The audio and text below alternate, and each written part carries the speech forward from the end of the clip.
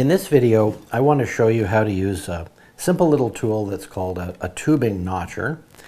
And this is essentially what it does. It creates just the right kind of concave shape on the end of a pipe so that when you want to join it to another pipe, you've got a really nice fit. And it doesn't take long. The fit can also apply to a larger pipe. This is 1.5 inches. This is 3/4. And you can see how there's a pretty good fit there. And that's what the tubing notcher does. It's essentially a shaft. This rides on some needle bearings, and a drill attaches to it. It spins around like this. Now, this end is a hole saw.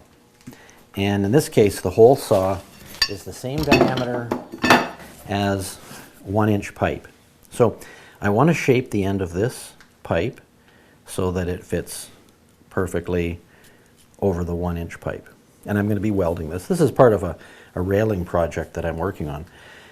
But this tool quickly creates that shape that I need, and I can create it at any diameter that I want to. The size of the hole saw needs to match the diameter of the pipe that the notched pipe is going to be joining. So I can choose any size of pipe, any size of hole saw that I want. The only issue is that this hole saw be what's called a bimetallic design.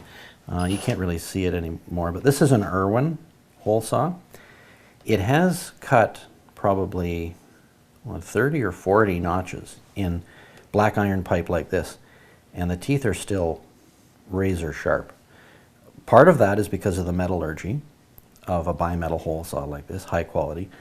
Another thing has to do, and I'll show you this, is the feed speed, so how fast this thing is rotating and moving through the metal, and also the liberal use of cutting oil. Now that makes a huge difference. So we want the cutting action to happen quickly enough to make decent progress, but slowly enough that it doesn't build up heat on the hole saw, because heat's going to change the consistency of the metal and it's not going to cut anymore. It's not going to hold an edge. So this is one of those jobs, safety glasses, just in case. And like I said, lots of cutting oil. So we'll just put some here, and then we'll start. I'll show you what a proper feed rate looks like.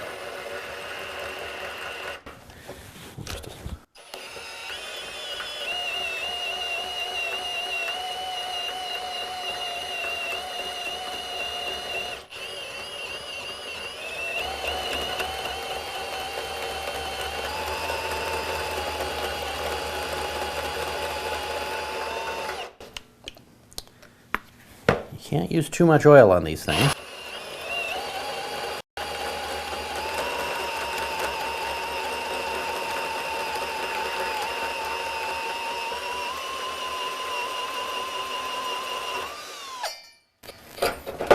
And there we go. The saddle notch, it's all cut. Now I'm going to use a file to remove the burrs, because there's burrs all around the outside, and oil. I'm going to be cleaning this pipe too, so it's just bare mild steel in preparation for welding, but that's what a tubing notcher does. Great tool, it works quickly, as you can see, and it leads to some really nice joints that make form the foundation for an excellent weld joint on this kind of pipe framework.